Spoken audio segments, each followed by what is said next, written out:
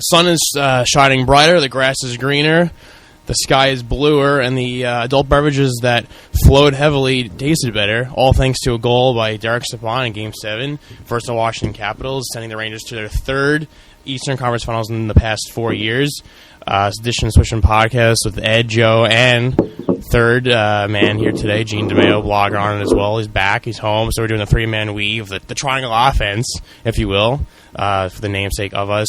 So when does Spike Lee create a documentary about us?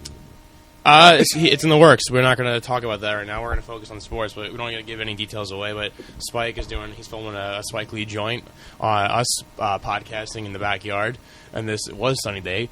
But like I said, Rangers pull it off, pull the 3-1 comeback, and I'll eat my plate of crow right now. I know we went on here, Joe, so they're going to come back and win. I know I picked the loss, so I'll take it. I'll take the abuse. I have been. Twitter. I know, yeah, Gene exposed my tweets on Twitter, obviously, and I was wrong. I don't think you could blame me. I think the team that was the President's Cup winner should have been ahead, should have been the team in charge of the series, and frankly, they weren't until, I guess, with about, a minute and change left when Chris Kreider scored, and then Ryan McDonough, the captain, wins in overtime.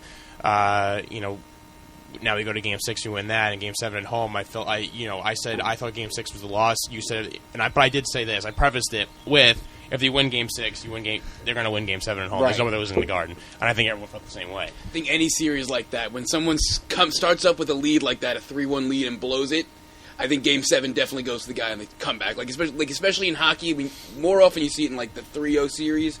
And you see it in hockey a lot, actually. Someone comes back from a 3-0. Yeah. I feel like once you win Game 6, Game 7 is like the other team's demoralized. They're right. The winner's taken under the cap credit to the Capitals. They played pretty well in Game 7. Well, they did. I'm obviously going to get to that. You factor in also their history, too. They've blown more they're 3-1 series than any team in NHL history. No, 18% of the series where a team has lost a 3-1 series lead in NHL history, it has been by the Capitals. Yeah, that is a significant percentage. They're choke artists, and like I said, if the Caps won Game 6, which I thought they would, then obviously it'd be over. I thought if the Caps did not win Game 6, I did say in the last podcast, it's the Rangers taking that series. They're winning Game 7 in MSG, and they did. But to go back and restart from start to finish from that game, Game 7s have this, especially in playoff hockey, especially in an elimination game, and then going further, especially into the overtime.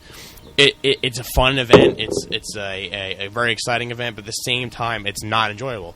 You're sitting there watching the game, and I was saying, a friend of mine, Andrew Crawford, who writes for us, said that this game's going to be 0-0 or going to go into overtime. It's not going to be an easy game. And I was like, well, I wish the Rangers would score 5 goals and put me out of my misery early. Or either way, that is. If the Caps scored 5, I won't watch it. Rangers score 5, then I feel good about it. But this game was a 1-1 game.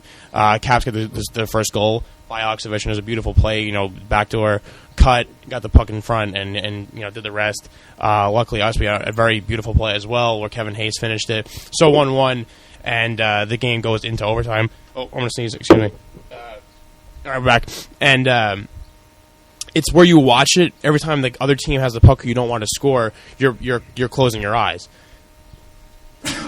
There it is. See, guys, this is what happens when you do a podcast outdoors and a person is suffering from allergies. Doing it live. Again. All right.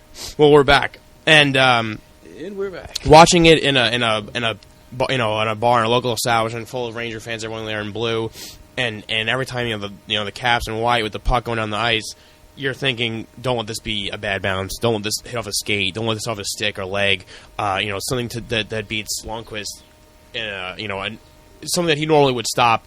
You're fine. A shot directly on him, fine. You don't want it to beat by.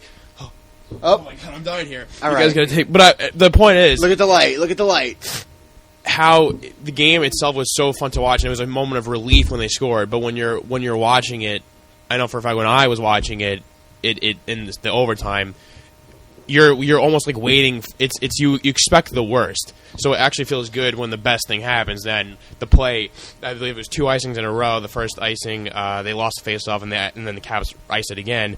We win the faceoff back. The puck goes from D to D. Girardi takes a shot. Gets a rebound off Holtby's pad, and Derek Stepan, who was centering, moved to the left circle, in front of the left circle, and found a stick and did the rest. And that's how you're going to win it. If you're going to win it off a rebound, you're going to win it off a redirect. You're going to win off screening the goalie. There's not, in that game, those goalies, the two best goalies in the playoffs by far. And luckily that Rangers made a play a first before the Caps had a chance, and before Ovechkin had a chance to redeem himself and follow up his words. And it was just something. I can't think of a better series. I think it beats all the series last season, and for that game to be exciting as it was. So I know we were not together watching it, but right now I want to hear your thoughts on the Game 7 and going forward. Well, first of all, I think the Blackhawks and the Kings last year was probably a little bit of a better series going back and forth. But this one is definitely one of the 10-15 all-time great NHL series that we've ever seen. And you look at the Rangers going forward. For the first two rounds, it was interesting because they had to play teams in Pittsburgh and Washington who made the Rangers change their style. Now, the Rangers' usual style, they like to use the stretch pass. They like to move up and down a lot. So Pittsburgh, in the first round, they were depleted defensively. They had no Chris Letang, they had no Olimata.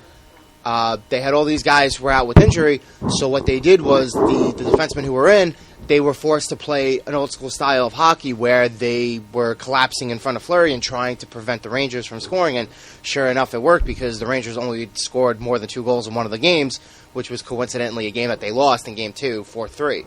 And now when you look at Washington, they were definitely one of the bigger teams in the playoffs. They were an excellent shot blocking team during the regular season. So when you look at the Caps, everybody still assumes that they're a big skilled team with Ovechkin, with Nicholas Backstrom. Now they have Evgeny Kuznetsov. They have Alexei Burakovsky. They have all these talented skill position players, but a lot of people forget the fact that they signed Brooks Orpik in the offseason. They have John Carlson, who's a big defenseman. Also signed Matt Niskanen. Then they have players like Troy Brouwer and Brooks Laich.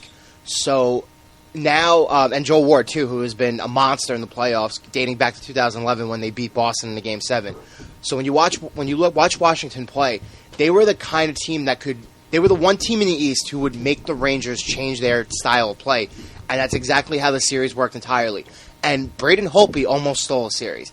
Kudos to him. He might, as great as Henrik Lundqvist is, Holtby might have been the best player in the series because the Rangers probably outplayed the Capitals in 6 of the 7 games. The only one that they didn't was probably in Game 5, and they ended up winning that game thanks to Kreider and McDonough's goals with 100 seconds left, and then the overtime goal. So when you look at Holtby, I think he definitely took the next step in this offseason. And going forward, I think Tampa Bay is a much easier matchup for the Rangers because Tampa Bay likes to get up and down like we do, but at the same time, they can't match the size and the shot blocking ability that Washington was able to bring. So if we play our game and if we get more contributions from even guys like Martin St. Louis, who's had an awful postseason, there's no other way to describe it. So if we get the contributions that we're supposed to, and we play our game, which I think will be much easier this time around, I think we're going to have an easier time, especially in this series.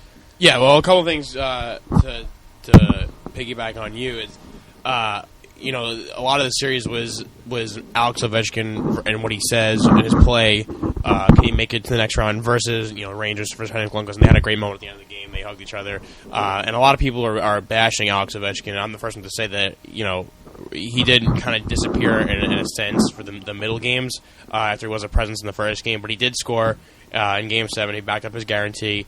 It was not Messier-like or Namath-like. He did not win the game. But I think he is, one, getting very unfairly criticized, and two, I'm not sure why there's a lack of respect for him, but he had a great series no matter, even if he was not as much of a factor during the games, 3, 4, 5, he's still playing a 200-foot game, which is something he wasn't doing years back. So I think Ovechkin, he deserves better. I like his game. I like how he plays. He has that fire. He scores the goal and he's yelling. I have no problem with that. I love guys who are fiery and love the game, and he loves the game, and I'm totally cool with that. The next point I want to hit on was with Braden Holtby, I believe, was the number one goalie in terms of starts this year in the NHL regular season. And to come in and play like he did, I was not shocked.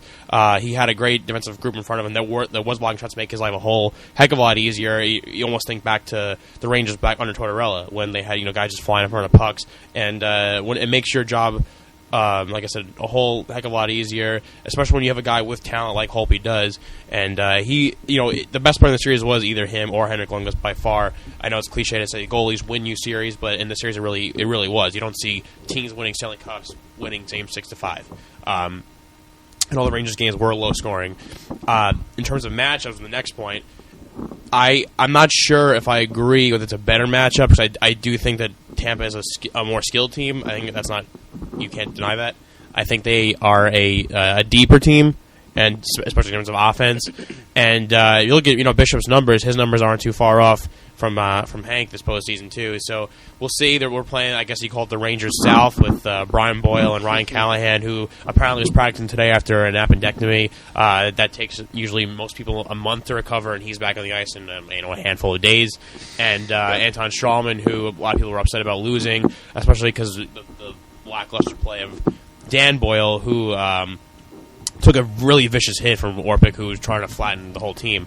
But I do think the Rangers now have the momentum. I do think that the Lightning, they do oppose. I mean, let's face it. In the regular season, they kicked our butts. They won all three games. No, absolutely, they kicked our butts. But a lot of the games were early in the season, within the first month or all two. Before the New Year, I believe. Yeah, so before the New Year. Obviously, you did not see the Rangers after they got Keith Handel and after they got they were a James much Shepard. different team. Obviously. Much different team in 2015 so far. They were the best team in the second half. I don't want to. You can't. It's hard to enjoy the Game 7 win because you have to go to the next series versus a team who had your number during the regular season, and now you have to worry about, okay, well, they have a pretty good defensive core led by Victor Hedman. They have Steven Stamkos has not even really been a factor for the Lightning whatsoever, and that's the scary part, because if he turns it on, it could be a whole lot of trouble, and he's a player on the same elite level as Alex Ovechkin and Sidney Crosby, the Rangers played in the first round, or with Kenny Malgin as well. So that's something to keep an eye on. The same token, I guess you could say Rick Nash hasn't turned it on either, so I guess those are our elite players in the matchup. But they have a guy named Tyler Johnson who's been all over the ice and who's been really the catalyst behind their offense. So we're playing a team with a different style. It's a fast team. It's a finesse team. It's a highly skilled team. It's not a very tough, gritty team who's going to come and finish their checks like the Caps did and want to bruise and bang you up. And obviously, with the Rangers now missing, we don't know what the status of Dan Boyle is. I know AV is saying he practiced today. Oh, he did. So I believe he'll be in the lineup. He's saying Zook's getting better day to day, so we'll see about that. But it's a much different matchup. Their play is similar. Again, it's going to come down to another cliche. It's going to come down to Henrik, and if he's going to be better than Bishop, I'm going to go on a limb and say I don't think Bishop will be as effective as Braden Holtby was. I think most people probably agree with that. That being said, they can score more at will. So it's going to come down to, if we make mistakes, is Henrik going to bail us out, or will the offense wake up? Will guys like Marty St. Louis, like you made a great point, I totally agree with Marty St. Louis, should not be on the power play, should not be on the special teams. I don't care what his name is. I don't care if he's a Hall of Famer. He's not. He's been one of the worst players on the roster in this whole playoff series, both series. So it's going to come down to if the offense bails us out, or it's going to be another series where we got to stifle their scoring and let Henrik Lundqvist do everything he can. My prediction right now, I guess we'll just stay with it. I said Caps. I said Rangers beat the Caps in 6. We won it in 7. I said the Rangers beat the Penguins in 5. They won it in 5. This won't be a sweep. This won't go 7. So I'm going to say 6. Rangers win this series in 6. And hopefully it stays 6, so I'm 2 or 3 out of predictions. But at least I picked a winning team each time. So that's what I'm going to go with for this series. I'm with the Rangers in 6, too. I like that. I like that a lot. Yeah, it just was the scoring. Yeah. It's the scoring threat. If if the mystery is what Steven Stamkos will do, and if he is off his game, and you could use, I don't want to take away from, say, Andrei Markov or PK Subban, but are they Ryan McDonough? Are they Mark Stahl? Are they Dan Girardi? Are they going to play a defensive game like these guys do? I think the biggest difference is that our back end, our blue line, much more efficient in our own end, and I think Tampa Bay is very good. They're very mobile, but at the same time, I don't think a Braden Coburn is as good of a natural defender as maybe like a Mark Stahl is. And they went out and acquired Stahl's Coburn been by far. I mean, what he does. I think our best defenseman what he does with his overall stick so and what far. he does against the boards, it's unbelievable. And that guy, you don't hear his name, and that's because he's doing his job. And he's one of the most unheralded Rangers, but there's possibly no one more important besides maybe Henry Lundqvist than Mark Stahl. And think about the players he has to go against. He has to go against world-class players like Crosby, like Malkin, like Ovechkin, like Nicholas Backstrom. Now he has to go against a guy named Steven Stamkos, who won Maurice Richard trophies and Art Ross. Unbelievable players, and you're asking him to come out there. Now there's another guy, Tyler Johnson, like I said, who's the leading scorer, I believe, in the playoffs. So there's a lot of guys you have to go out there and defend. I think if Tampa gets through, it's going to be because Stamkos stepped up and was the best player in the series. Because I think the TKO line is fabulous. It's probably been the best line in the entire playoff so far. They've been really, really good. For anybody who doesn't know what the TKO line, it's Tyler Johnson, Nikita Kucherov, and Andre Palat. So also called the Kid line. They have a bunch of nicknames, but they've consistently showed up for the first 2 rounds. So secondary scoring like that is very important. No, it is very important. And it's ultimately what doing the Capitals, because they were getting contributions here and there, but they weren't really getting contributions from everyone. And everybody, like you were saying before, ragged on Ovechkin. He had 6 points in 7 games. If you're going to rag on anybody, rag on Nicholas Backstrom. He completely disappeared. He was erased. And kudos to Derek Stepan for doing that. He was phenomenal defensively all series. But, yeah, I'm going to finish up here. I agree with you. Rangers in 6. The one thing I will add on is that I think a lot of people still don't think that the East has the ability to beat the West representative in the final. And I think that is very much a lie, because I think both teams in the East are faster 1-4 in terms of their lines and on their defense than Chicago and Anaheim are. And I think Chicago and Anaheim are the great defensive teams. But I think if you go 1 through 6, I think you would give the edge defensively to both Tampa Bay and the Rangers. Oh, I agree with and that. I think and to add on to that as well, I think the play of the goalies, and I think right. that Bishop I think and both Lundqvist these are both goalies are better than both the West goalies. Right. What it comes down to is the Ducks and the Blackhawks are extremely top-heavy teams. I mean, the Hawks are not just top-heavy; they're very deep. You have stars in every single line, great defensive core, and Crawford has won 2, or he's won 2, right? 2 Stanley Cups.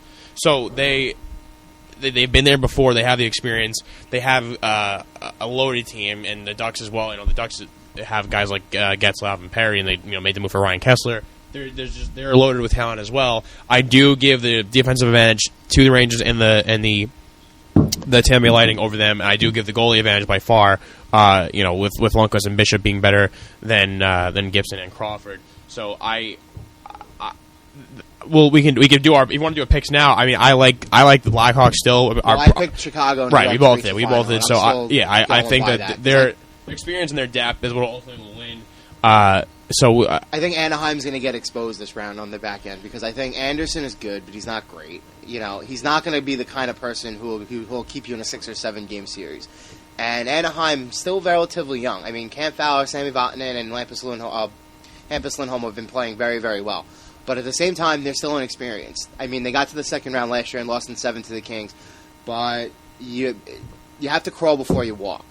And despite the Ducks having guys like Getzlaf and Perry and Kessler who have been there before, there's still a lot of inexperience on the team. And everybody on Chicago has been there before. Right. You can go down all the way. You could go down to Brian Bickle and Andrew Shaw, and then you could go down to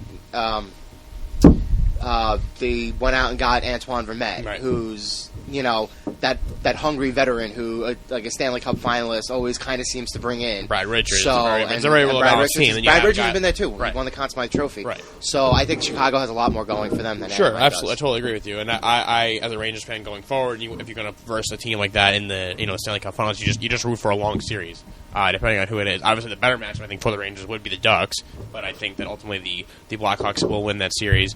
So we both have the Rangers in 6. I have Chicago in 5. We both have Chicago in 5. Wow. Chicago in 5. So I think it'll be a 6. I think it'll be 6 or 7 game. I think it's tough. I think at this point, these teams, they give it their all, and if you see a short series, something must have went wrong. It's either an injury. It's a guy who's playing way different than he normally has. You just don't see that this late.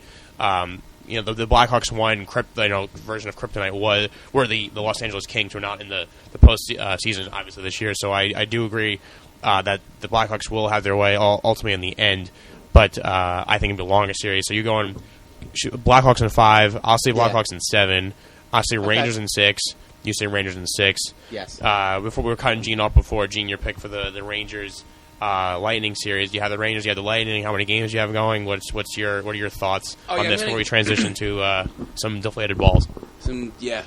Balls are the big topic right now.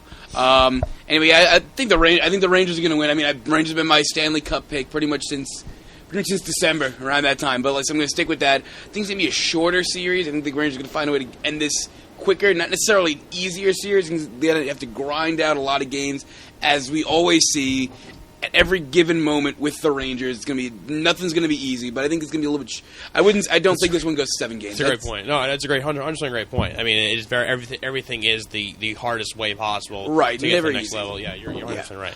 Even I would say something like what we saw with the Penguins. So like every 5-game series, every single game was a battle. But I think it's going to go 6, I'd say. And I want to build on something Joe said. He said Holtby really took the next step.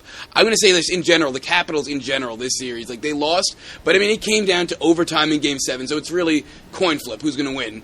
So I think in general the Capitals took the next step this year, and then great job by the Rangers. I think we're obviously trying to make the next step to the actual Stanley Cup itself, right? Hopefully, but I think Washington, we saw they're not the finesse team. They played defense, very, very physical.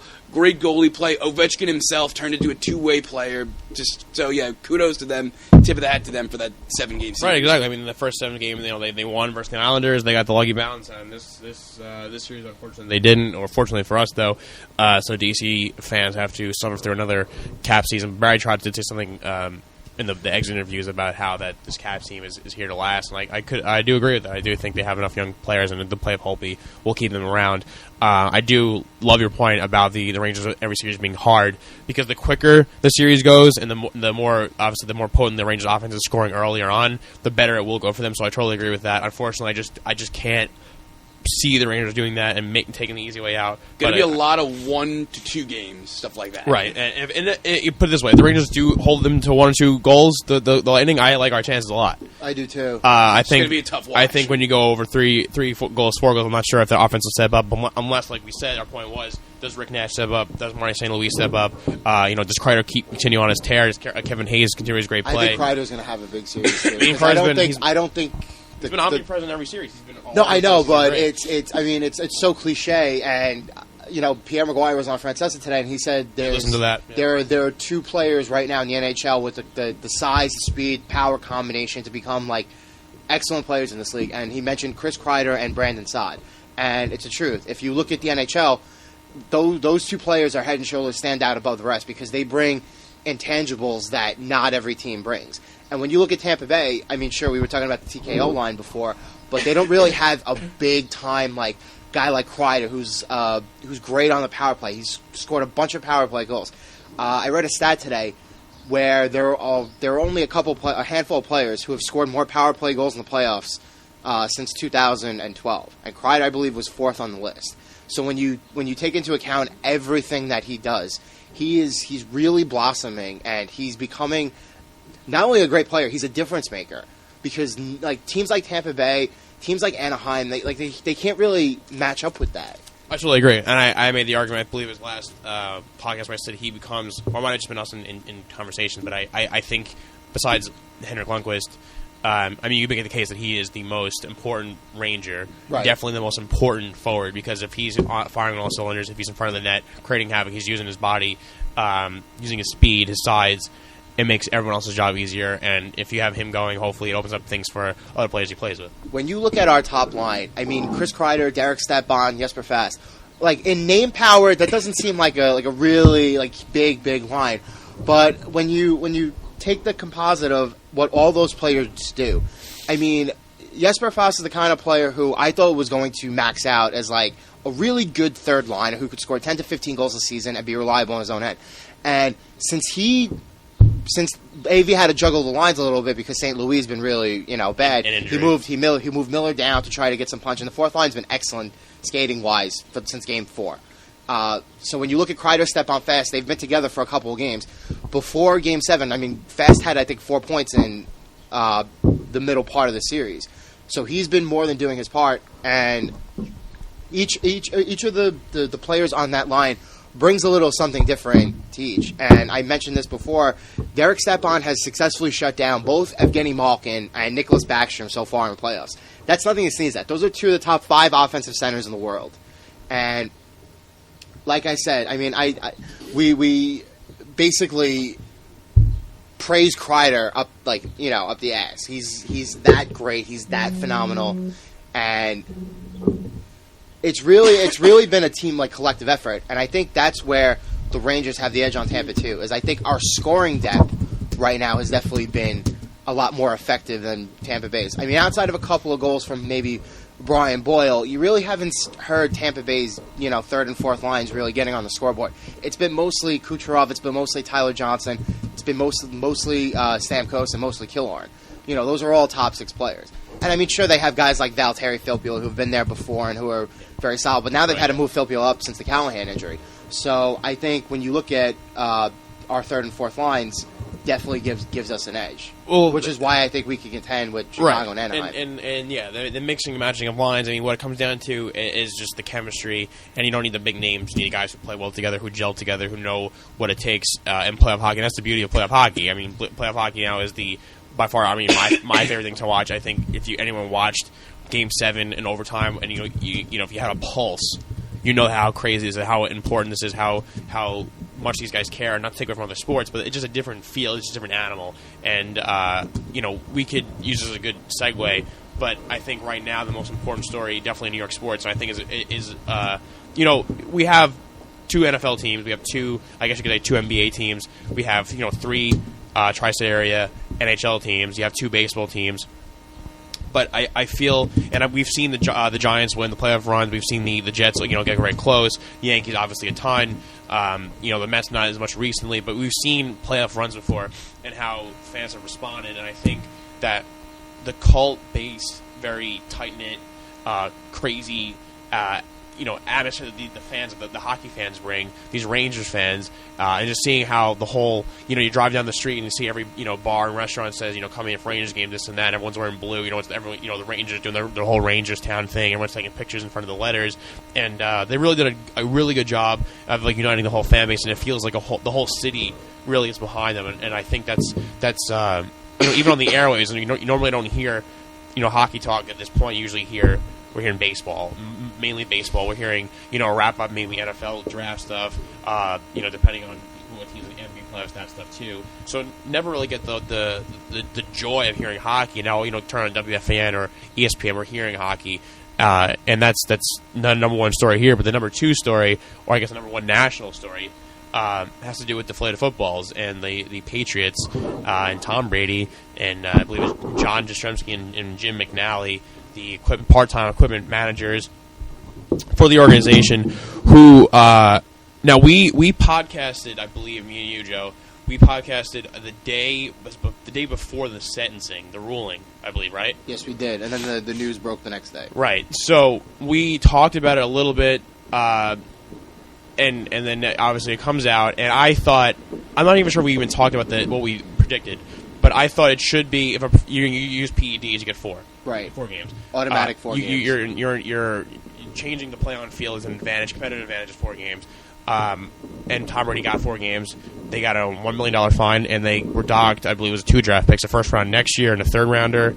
It was a first round in 2016 and a 4th round pick in 2017. Right. So that's that, and now the reaction has been, a lot of stuff has unfolded since then, so I'm trying to play it, piece by piece. And the reaction originally was, it's absurd, Tom Brady should not be suspended. He didn't do it. This investigation was not done properly. You can't convict somebody based on, probable cause or this and that. First of all, it's not a court of law, it's the NFL. Secondly, there was enough evidence in there to say that he did it. There was video evidence that he did it. There was incriminating text messages that he did it. And my first reaction to that was, besides how dumb the New England Patriots fans are in the whole area of New England, saying that, defend him, they didn't do it. You guys were caught cheating. This is the 3rd time you got caught cheating. You're known as the cheating franchise.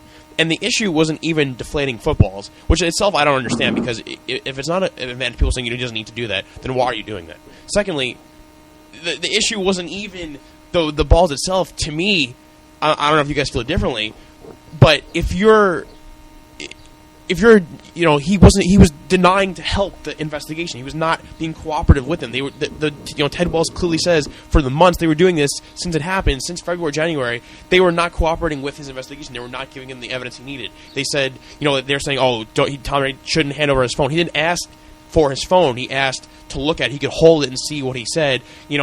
Just that's an example of it. Just not being cooperative, not helping him out. If you didn't do it, then just say, okay, here is everything. Go look through, you'll find nothing. So to me, you look more guilty by not cooperating, but yet you have Kraft coming out giving these statements. You have Tom Brady's agent, Don Yee, saying things, and then you force Ted Wells to come out himself and say something. Then, of course, Tom Brady appeals it, and now you have Roger Goodell today coming out and saying that he's going to be the arbitrator for the appeal, which is hilarious in itself. But I think he needs to, because of all the mishaps of the NFL this season. And let's get something straight. No matter what the NFL does, you could say this is a black mark. You could say Ray Rice is a black mark. You could say Adrian Peterson was a black mark.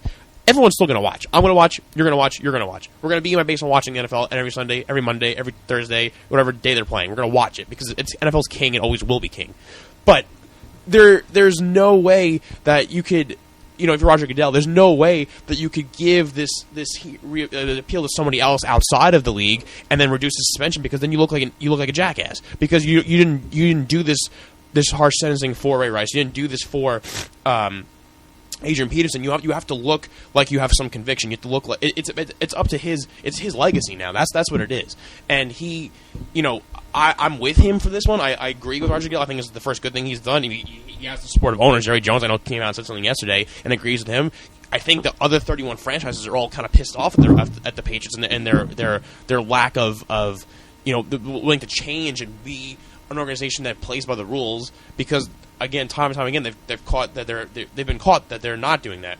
And I think that it's good for him to have the league's backing. I think it's good for Roger Goodell to stick to his guns and keep this suspension the way it is. And I hope that he goes to his arbitrating and saying, yeah, it's nice, that's fine, you're still guilty.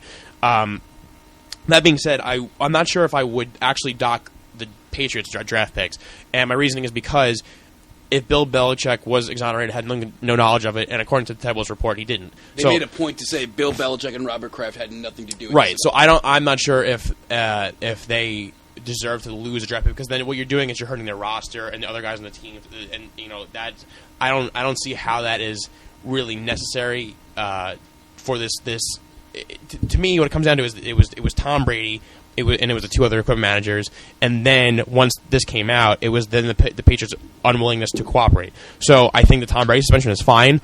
If he got 2, I would have been fine. I think 4 is perfect. I think 8 might be a bit extreme, because apparently, according to the rules, if you doctor any balls, it's just a fine. But so I don't know why this is any different. I'm not sure the reasoning behind that. If somebody knows this and wants to tweet at me and tell me the reason why, that'd be great. So he got 4.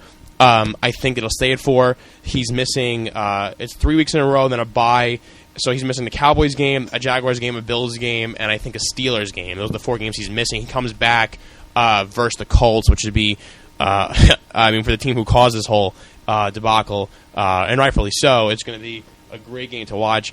But I am disappointed in the Patriots' unwillingness to cooperate. I'm disappointed in the fan base just being so blind towards, you were let down by their star, one of the faces of the NFL, and instead of accepting it and saying, okay, he was wrong, let's move on and change our culture, they just fight and fight and fight, and then to me it just makes them look like even bigger cheaters. And so this is the first time in a while I can say I'm pro Roger Goodell for what he's done. I don't want to compare this to domestic abuse like a Greg Hardy or something else like that. It's not the same scenario. It's not even close. Those were something way different.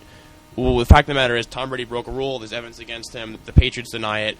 He's getting 4 games. The Patriots are getting $1 million fine, which I agree with. They should uphold that. The draft picks I don't get, but at this point you have to lay on the law because they've done it so many times. So that's a whole lot of information. I said my whole piece on that. My opinions. If you guys disagree, I'd love to hear. I don't think you do. If I had to guess, I don't think you guys do, because their Patriots are so dead wrong, and the whole nation outside of a couple states of the Northeast all think something different. So if I'm missing something, let's keep talking about this. I think this is very interesting. I don't really understand how there's any debate in this, but there is debate, and here we are. Yeah, I mean, the first thing I want to say is, can you think of two more names of two Boston guys who worship Tom Brady more than Yastrzemski and McNally? Two guys who take Tom Brady's word as law, go and steal some footballs and deflate some air out of it. Craziest thing was when the Patriots said, "Oh, his name's not the Deflator because he's deflating footballs because he lost a lot of weight and we called him the Deflator." That is just you get caught by your parents, and you got to make up some stupid story on the fly right there. "Oh, I wasn't drinking beer, just I was with my friend, and he picked up one on the sidewalk and spilled it all over me." I'm yeah, that's no one's believing it. That's a great analogy. And you know what?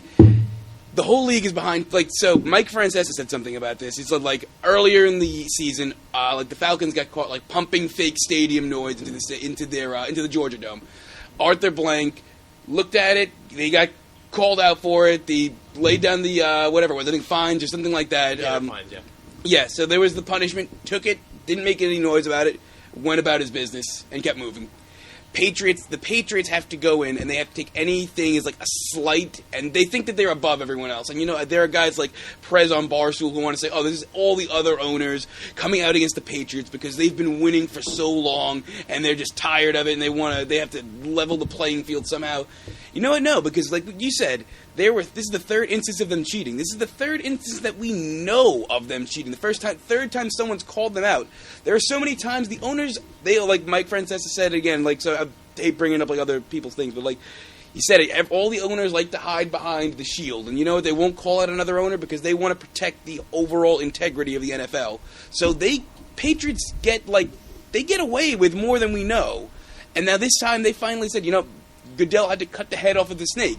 And, some people want to say, oh, if they really, if they knew in advance, they should have told them, oh, let the Patriots know. We're testing the balls. We don't want any funny business in this AFC Championship game. No, because the Patriots would just not deflate the balls that day. They would play to regulation. And then the next week, which was the Super Bowl, coincidentally, they'd go back to doing what they were doing. They had to catch them right there and let them know we're not going to stand for this anymore. So I respect everything that Goodell has done with this. I mean, he's had a rough year, but this is the right move to make.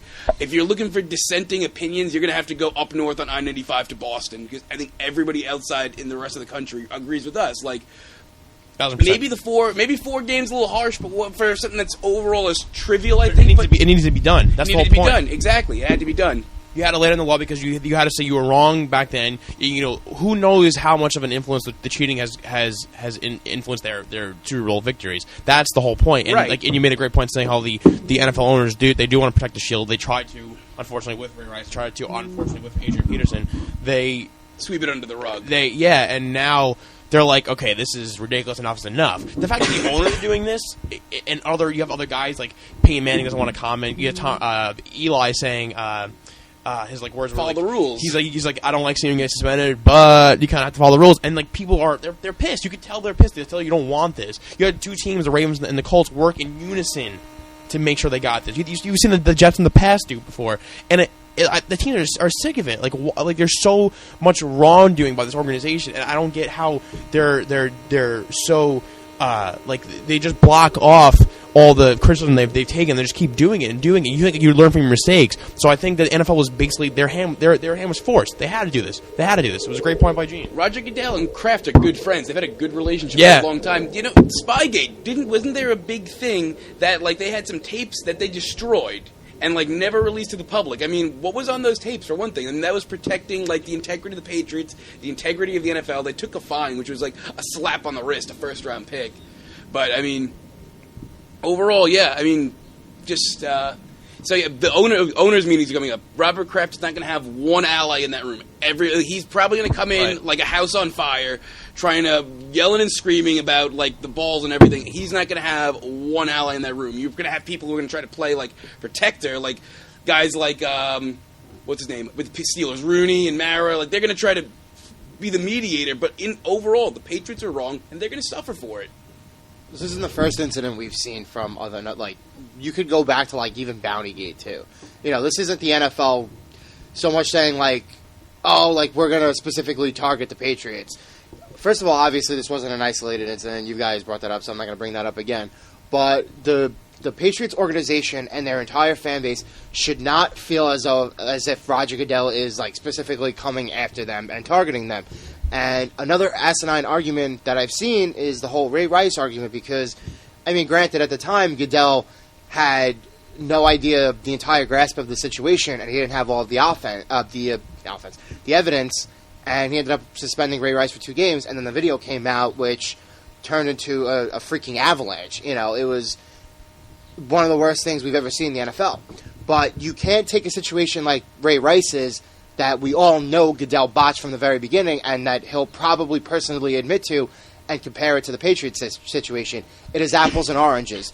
Just because Goodell botched this situation doesn't mean that applies to this case. And in this case specifically, he did the right thing 100%. And everything that happened, you can argue, you know, maybe he shouldn't have docked him a pick, maybe, you know, the fine really does nothing at the same time. But when you collectively take into account everything that he did, he wanted to try to make it a point where he was throwing all these crazy punishments involved at the same time, just to say, you know, don't do this again. This is not going to happen. And this is not the first time we've seen a quarterback, you know, get suspended for 4 games. I mean, this also happened with Roethlisberger. So there have been so many instances in the NFL over the last 5 to 10 years where other teams and other players have been penalized. So the Patriots in this situation, you can't play woe is me. You know what I mean? Right. It's, you know, it's not like, oh my God, you know, we're the victims here, blah, blah, blah, blah, blah. No, you're not the victims here. You still win. You win because you cheat. Everybody knows you cheat. Everybody hates you because you do it, and you still do it anyway. So this is what you get. You almost have to respect that. They just do it without even caring. They're the best cheaters in the NFL. Everyone in the NFL cheats. It's like the late great Eddie Guerrero. If you're not cheating, you're not trying. We've dropped wrestling references on this show. The show is complete. What I don't get is if you go win a Super Bowl in dramatic fashion, and now you're a team who's the top of the league. There's doubts about the team during the season. They lost to the Chiefs, for example. So you win that Super Bowl, and you're riding high again. You look like they recovered. They look like they had a great draft. Everything looks good. So if you were caught, to me it makes more sense to be like, okay, crap, you got us. Caught red-handed. We're sorry. Give us a penalty. Move on. People forget about it. You think, look back in sports of people who got caught doing X, Y, Z, and the minute they apologize and come out for it and they say they're sorry without fighting, people forget. People totally forget it.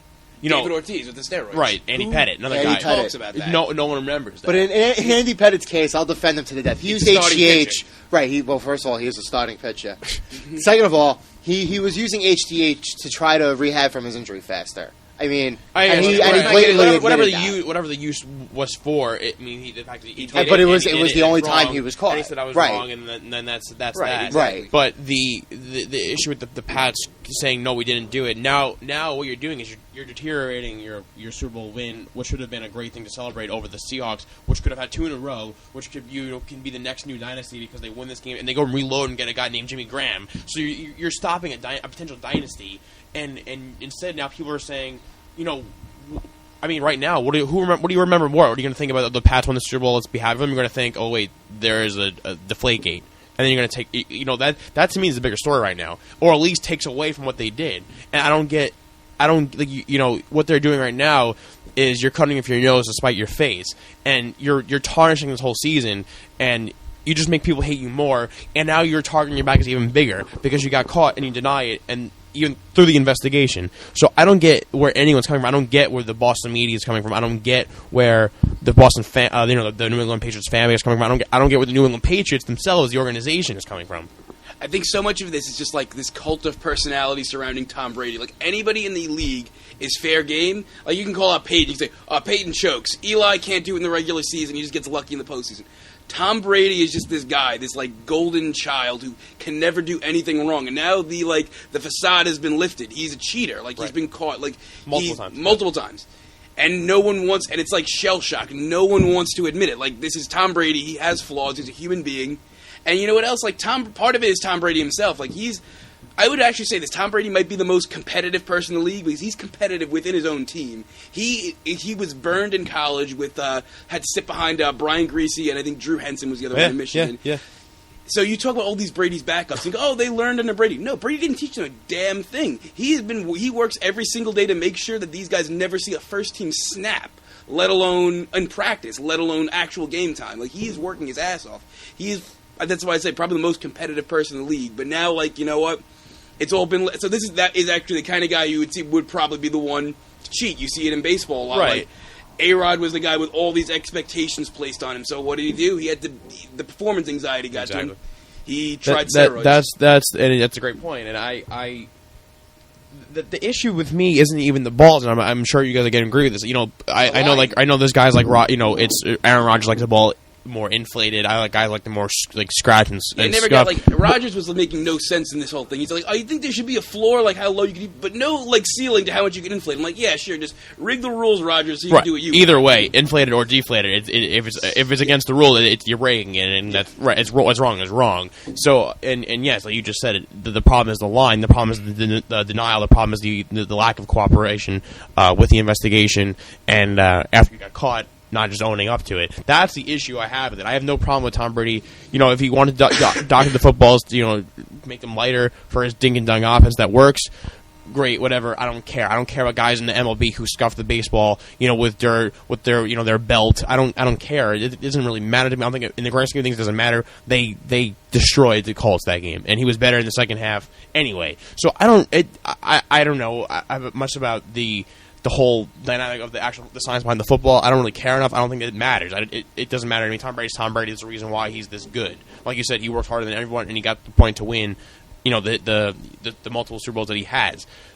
But if you get caught, I just think it's easier just to get rid of it by saying, and I don't want to keep reiterating the same point, but I just don't get the lack of like the transparency and how no one grasps how it's easier just to accept it because they're caught. I mean, do you honestly believe, either one of you believe that Wells was wrong in his investigation? No, absolutely not. He took every single step that he needed to, and he put it pretty bluntly. I mean, the NFL went back to the well. He did the Richie Incognito, Jonathan Martin stuff, and he did a damn good job. And yes, those organizations moved on very quickly from that. The Dolphins cut Incognito and then traded Jonathan Martin to the 49ers. So they ended up moving on from that quick. So Ted Wells has been effective and efficient in the past in doing all this, and obviously, especially in investigating a team who's done it before, and that's what it comes down to. And I think it's just a joke if you're going to deny and say you did it. Any last words on this before we move on? The Dolphins thing was a good example of what we were talking about, because you know what I mean.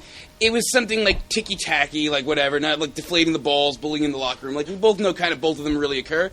But the Dolphins came in, they said, okay, you know what, we do have a problem. There's a problem with the culture here. Addressed it, cut Incognito, traded Martin, and they recovered from it pretty well. And I think the arrogance of the Patriots is astounding. It's absurd.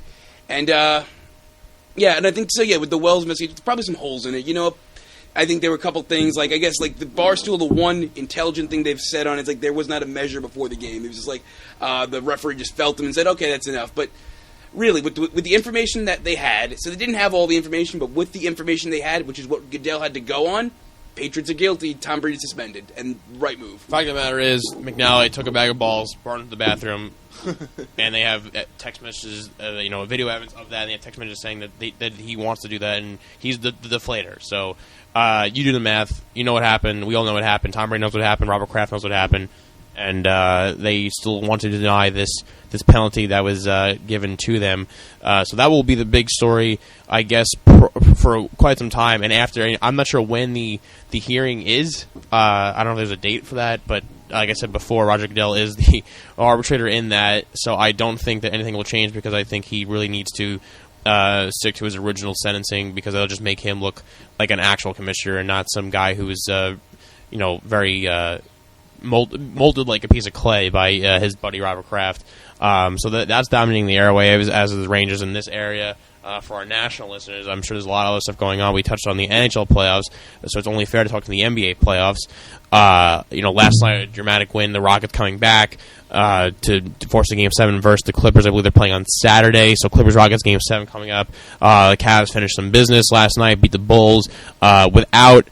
obviously Kevin Love being hurt, without Kyrie Irving, who left in the second quarter with a knee injury. So you're left with LeBron James, J.R. Smith, and Matthew Dellavedova, who was leading scorer last night. And I thought the Cavs, I did make a bet in the beginning of the season saying the Cavs are not going to reach the ECF, but I mean, obviously, when you see a team play like this, all the superstars they have, and you have the best player in the world to boot, you're going to go pretty far into this. And I think no matter who they play in the next round, whether it be the Washington Wizards or the Atlanta Hawks, I think that it's the Cavs series really to lose. I think you can see the Cavs win this getting 4 or 5 games. I thought the Bulls were the one team that could have beat them, but they just didn't have that fire. They didn't have, Rosen had the killer instinct to think, okay, well, they're missing their 2 of the 3 best players. We got to win this game and extend the series. I know Pau Gasol is banged up. Joe Cannone did not play well at all, really, and is becoming more apparent that either he's declining or he's not the player everyone thought he was. You're not going to see much better basketball from Pau Gasol next year. Derrick Rose, he's had flashes of coming back from his last knee injury that he looks somewhat like the player he is. Still taking too many jump shots, not the same explosive Derrick Rose in the past. So that'll be an interesting thing to watch with Tom Thibodeau, who probably will get fired, but will have a job also next year, whether it's in Orlando or New Orleans or somewhere else that has not a job vacancy yet. He will be hired because he's just too good of a coach, and I think they're very dumb for not understanding his style of play. The whole minutes restriction thing. Only really Jimmy Butler has a lot of minutes, and you need Jimmy Butler. He had LeBron James, so that's where we're standing right now in the East and West. The Grizzlies and the Warriors. Is that over yet? Is it 3-1 or is it 3-2 Warriors? 3-2. Game 6 is tonight in Memphis. Right, I should know that considering I have work later and have to cover that game. But I think that, and the fact that I even said that shows kind of where my head's at with that series. I think the Warriors obviously they had that series by a stranglehold. Yeah, I think Game 4 was it. If Memphis went up 3-1, then history usually is on the side of the team that goes up 3-0, 3-1 in the NBA, as opposed to the NHL, which is a little more. Anything can happen. Yeah, anything can happen kind of situation. So we'll do the quick prediction. We'll do the predictions of these series, and we'll do the West next. I think the West is more to talk about than the East right now. And I kind of preface it by saying I think the Cavs will roll no matter who they're playing. So the Cavs, like I said, they're in the Eastern Conference Finals. Wizards, Hawks. What do you guys think about that? I think that's just the least interesting series. It is, right? No superstars on the Hawks side. John Wall, though, playing with a broken hand. I disagree. He was playing again. I politely disagree. I thought Washington-Atlanta was a way more intriguing series than Cleveland and Chicago. No, that's wrong. This is the wrong team. It's your I think Cleveland and Chicago had more star to power. Right. Yeah, I like the way Atlanta. I like the way both teams play, so maybe that's why it interested in me a little bit more. I feel like in the last podcast I thought Chicago would end up extending the series to 7 games, but I thought so they too. seemed to just not that they fell apart. They played well and they came back in Game 5 in Cleveland, but it was just like obviously the talent discrepancy. Usually the best player wins always in the NBA. That's just the way it's always worked. That's the way it's always going to work. This dates all the way back to the 50s and the 60s. When you watch Atlanta and you watch Washington play, Atlanta's the whole is greater than the sum of its parts. Everybody does something that is, integral to the team's success. Teague is a very underrated point guard, and very, very underrated actually. He's not really the kind of player who could take over a game, but he's an excellent facilitator. And Korver, not the guy who could take over a game, but he's an excellent shooter, and he's given that team a lot of range. Millsap, not the kind of not the kind of player who could take a game over, but he's a good rebounder. He can hit a jump shot. He's a very gritty kind of player, kind of like a middle class version of what David West was for the Indiana Pacers in the last couple of years. And you look at Horford. Horford's not a top 15 player by any stretch of the imagination, but he's probably in the top 25 somewhere. And he's a legitimate big guy who could play the 4 or the 5, who could play inside out. And you really don't see that nowadays. Now you see guys who play exclusively in the post, like a Roy Hibbert or an Al Jefferson, who could score, who could defend. Marc Gasol is like this too, very versatile. So I think Horford's probably even a little more versatile because Gasol's more of a natural 5, and Horford can play the 4 or the 5. So when you look at the Hawks, they're really like Spursian in the way that they're built. And you look at Washington. I'm glad you said that. I to cut you off quick. You need to finish your take on the Wizards. I just don't think that the Hawks are the same caliber of the Spurs, because the Spurs, don't forget, have a guy who could be a top 10 player of all time, one of the best players of our generation. I think he's top 5. There you go. So you have Tim Duncan. Yeah. You have a guy, Manu Ginobili, possible Hall of Famer, Tony Parker, possible Hall of Famer. They're a better class of player than a Jeff Teague, than a Kyle Korver, obviously. Guys like that, Millsap. They're not the same level. They're a good team. The Hawks are a great team. They have no great players. Horford's the closest thing they have to a great player. They're on the same level as the Spurs. Spurs added a guy named Kawhi Leonard, who's a superstar. They have also, Budenholzer, a great coach on the Popovich tree. Whose tree is it? It's Greg Popovich's tree. He's the master. He's the one that knows everything. Different class, but I understand what you're saying in terms of a similar style, yes. But I can't put them. I can't be like, oh no, the Hawks will win. They'll win out. They'll make noise in the finals because they're like the Spurs. They're not like the Spurs. They're a very light version of the Spurs. So now we. No, I agree. I mean, if you take the Hawks out of the East, they won't win 60 games. If you put them in the West, maybe they'd be like a 48-50 win team. So I think playing in the East really kind of propped them up this season. And obviously, this is probably going to be it. I mean. Will they be as good next year? No. I don't think they're going to really fall off the map either. I could see them getting to maybe like 52 to 54 in that win range. But when you look at the Hawks specifically in this matchup with the Wizards are that team that kind of like coasts through the regular season a little bit. They're to me, they're like a 50-plus win potential team. Sure. That always falls short of expectations because they have these players who are, for the most part, like Paul Pierce has been there before, and Nene's been on a couple of nice runs. He's a good veteran to have. Wall and Beal are emerging as probably the second or third best backcourt in the entire NBA. Players. It's going to be awesome to watch them, Gortat's really, really versatile. Then you got guys like Otto Porter who are emerging. So the Wizards are classic team that kind of turns it on for the playoffs.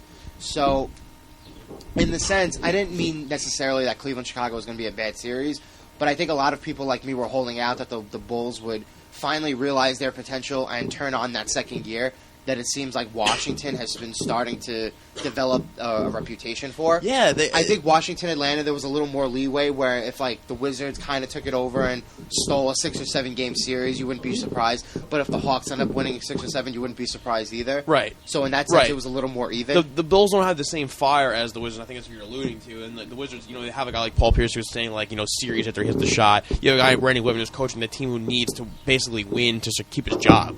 John Wall, who I love as a player, playing, he has like 5 broken bones in his hand. He's playing, his hand's swollen as crap, and he's playing, diving for balls. Bradley Beal, like you said, one of the emerging top 2 guards in the league. I think that back was going to be incredible. The combo of Gortat and Nene at the 4 and the 5 is great. They have a good team, and they have. I would pick them to come back and win. I like them. I think they have a better chance at. I believe the Hawks play the Cavs pretty well this season, if I remember correctly. That being said, I still think you need star power to win. I know you love this analogy. You think that, and I think having a Wall, be a guy who can take over a game, score 30+ points. Have a guy like Paul Pierce hits a big shot. Playoff experience. Having a guy who's an agitator plus playoff experience. Paul Pierce right now is showing you how important that is in the playoffs. The Hawks don't have that. The Wizards do. I like the Wizards going forward. I don't like them versus the Cavs, but I think they'll give the Cavs a better series. I think that they could give the Cavs some fits in some areas, but that's what the series I would like to see. I think the Hawks will be a boring series. The one thing that I think separates the Wizards from a lot of other teams in the East is I think they have a swagger to them. And in order for you to win the NBA in particular, where it's a superstar-driven league, you have to have swagger to you. And I know that this sounds like the most stupid thing that I could possibly say, but when you watch like the Indiana teams over the last couple of years, they kind of exuded that confidence to them. Like Lance Stevenson, as much of a character as he was and how awful he played this year, he played LeBron pretty freaking tough in those series, and Paul George played the same way, and they played with that aura of confidence to them, like. They knew, obviously, that they weren't as talented as the Heat, and they didn't have the star power and the superstar power that the Heat did. But at the same time, they came at them right at every game, and they went... The first time they lost in the conference finals, it was 7. The second time around, they were kind of a little worn out from the year before. It only went 6. But the Wizards have that potential going forward where I think like their losses in these next couple of years that they're going to experience in the playoffs is probably going to help them in the long run. They're scratching the surface because right now, when you watch Sean Wall kind of seems like that player who wants to take over a game. And you said this before with Derrick Rose.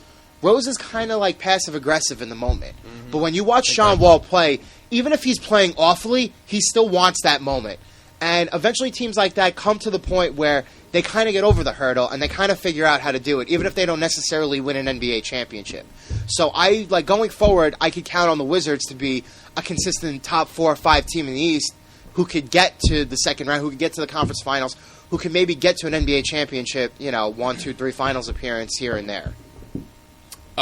Gene, I got to hear your thoughts on the ECF and the Wizards Hawks series. Oh yeah, well I'm not going to spend too much time on the Wizards and the Hawks series. Joe, yeah.